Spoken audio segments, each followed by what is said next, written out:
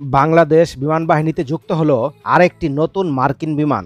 এ নিয়ে মোট 5টি C-130 যে সামরিক পরিবহন বিমান যুক্ত হলো।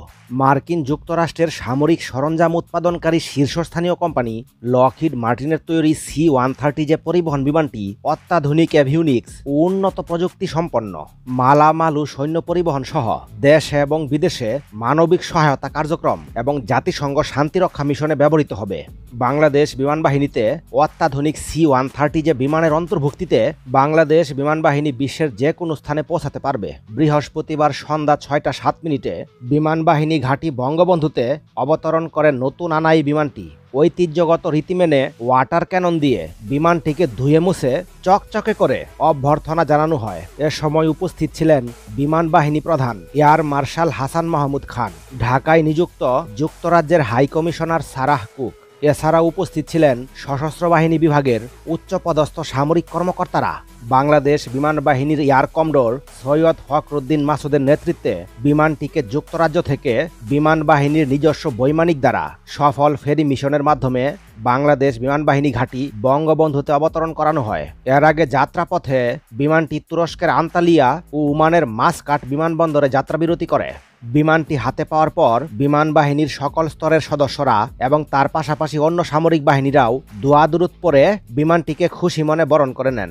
বাংলাদেশ বিমান বাহিনীর আধুনিকায়নের লক্ষ্যে যুক্তরাষ্ট্রের তৈরি 5টি অত্যাধুনিক C-130 যে পরিবহন বিমান যুক্তরাজ্যের রয়্যাল এয়ারফোর্সের সাথে সরাসরি কেনার চুক্তি এবং মার্শাল এরোস্পেস অ্যান্ড ডিফেন্স গ্রুপের সাথে রক্ষণাবেক্ষণ চুক্তির মাধ্যমে বিমান বাহিনীতে সংযোজনের কার্যক্রম চলমান রয়েছে। বাংলাদেশকে তেল মারতে শুরু করেছে যুক্তরাষ্ট্র। এতদিন বাংলাদেশের উপর যুক্তরাষ্ট্রের যে কঠিন বরফ জমা হয়েছিল, এবার তা গলতে শুরু করেছে। বাংলাদেশকে প্রতিরক্ষা সহযোগিতায় সমরাস্ত্র প্রস্তাব দিয়েছে যুক্তরাষ্ট্র। শুধু তাই নয়, আর্থিক সহযোগিতা সহ একাধিক প্রস্তাব দিয়েছে। বিশেষ কতগুলো শর্ত মানলেই বাংলাদেশ পেয়ে যাবে যুক্তরাষ্ট্রের সমরাস্ত্র, এমনকি সামরিক ঘাঁটি। যুক্তরাষ্ট্র বাঘা বাঘা প্রতিনিধি দল নিয়ে হাজির ঢাকায়। বাংলাদেশে মার্কিন ঘাঁটি স্থাপন করে ঘাঁটির সংখ্যা আরও বাড়াতে চায় যুক্তরাষ্ট্র। প্রশান্ত মহাসাগর এবং ভারত মহাসাগর, এই দুইটি মহাসাগরে আধিপত্য বিস্তার করতে বাংলাদেশকে ট্রাম্প কার্ড হিসেবে পাশে চায় যুক্তরাষ্ট্র। অর্থাৎ এই উপমহাদেশে ভারত এবং চীনের মতো শক্তিশালী দেশ হিসেবে গড়ে তুলতে চায় বাংলাদেশকে। কেননা ভারত এবং চীন এই দুইটি দেশের কোনোটি যুক্তরাষ্ট্রের পুরো নিয়ন্ত্রণে নয়। অর্থাৎ যুক্তরাষ্ট্রের কথা মতো উঠবস করানোর মতো দেশ এই উপমহাদেশে নেই।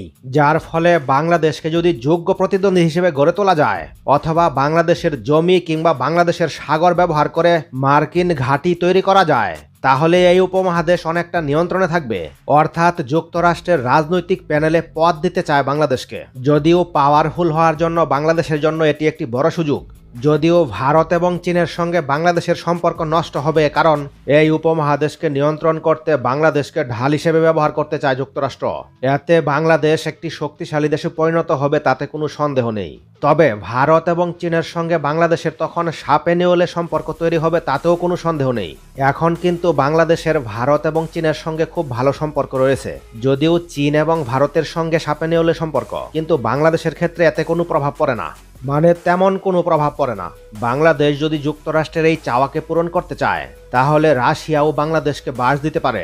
বাংলাদেশ বাস খাবে না বলেই সম্প্রতি যুক্তরাষ্ট্রের এক প্রতিনিধি দল যখন ঢাকা সফরে আসলো, হুট করেই কোনো ফাইনাল ডিসিশন দেয়নি বাংলাদেশ, বরং তাদের প্রস্তাব নিয়ে বাংলাদেশ 100 বার ভাবছে।